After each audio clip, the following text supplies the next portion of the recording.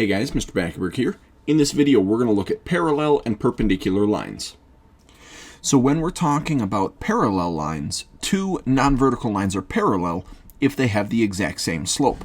So if we were to take a look at a couple of equations written out in slope-intercept form, let's say we had the equation y equals 3x minus 4, and our other equation, let's say that one was y equals 3x plus 2. If we look at the slope of each of our equations, each of those lines has a slope of 3. And because those slopes are exactly the same, then these two lines would be parallel to each other. When we're talking about perpendicular lines, two non-vertical lines are perpendicular if their slopes are negative or opposite reciprocals. So let's talk about the equation y equals 3x minus 7, and let's compare that to y equals negative 1/3 x plus 4. So if we're looking at the slopes, this first line has a slope of 3, which as a fraction would be 3/1. This second line has a slope of negative 1/3. That negative, or that opposite part, means that they're opposite signs. So one of them has to be positive, the other one has to be negative. Well, here we have a positive 3/1 and we have a negative 1/3.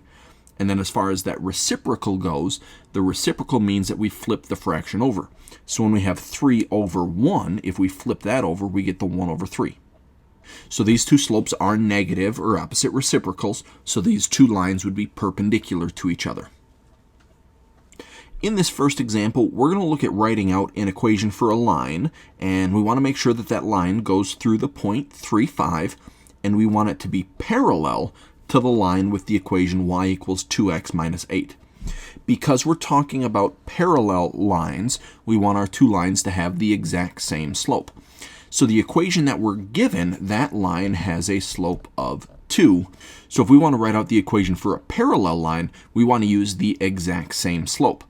And because we want our line to go through the specific point 3, 5 with a slope of 2, based on that information, we're going to write out a point-slope equation. So remember, point-slope looks like y minus y1 equals m times x minus x1. As far as our x1 and our y1, we're going to get that information from the point that we're given. So I'm going to go y minus 5 equals, now we need our slope m, and because we want a parallel line, again, we want to use the exact same slope as the equation that we're given. So we're going to use that slope of 2, and then this is going to be x minus 3. Now I am going to take this and rearrange it to get it in slope-intercept form, so I'm going to start by distributing the 2. So I get y minus 5 equals 2x minus 6. To get rid of that minus 5, I'm going to have to add 5 on both sides of my equation. So my final equation here is going to be y equals 2x minus 1. So this equation will produce a line that has a slope of 2, and it'll go through that point 3, 5. In our next example, we want to write out an equation for a line that has an x-intercept at 6 and is perpendicular to the line 2x plus y equals 7. Now let's talk about that slope first. To be perpendicular, we want to have opposite reciprocal slopes. The equation that we're given, though, isn't written in slope-intercept form, so before we identify its slope, we want to get that rearranged just a little bit. So we're going to have to move that 2x over to the right-hand side by subtracting 2x on both sides. So that's going to give me the equation y equals negative 2x plus 7. So this line has a slope of negative 2. Now, if we're talking about slope as a fraction, I can take that negative 2 and put it over 1. Now, to be perpendicular, we want to have that negative or opposite reciprocal. So as we're looking at our new slope, our original slope was negative.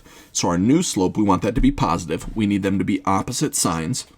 But now we also have to deal with that reciprocal. This fraction is 2/1, so if we flip that over, we get 1/2.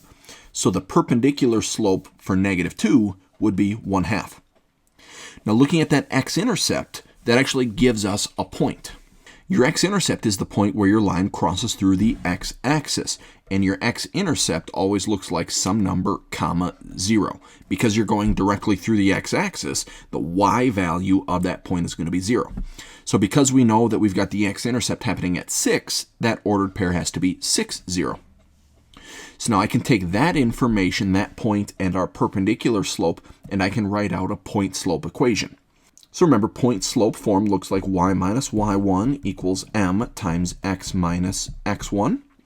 Your x1 and y1 we get from our points. That's going to be the 6, 0. So 6 is your x1, 0 is your y1, and then our slope is that m value.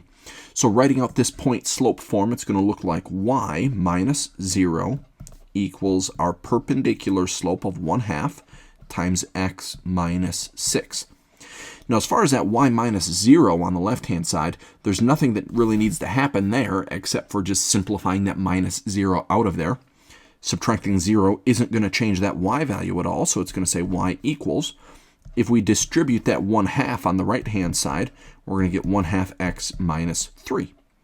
So this equation will produce a line that goes through the point 6, 0, or has its x-intercept at 6, and is perpendicular to this original line that we were given. That's going to be it for this video. Thanks for watching.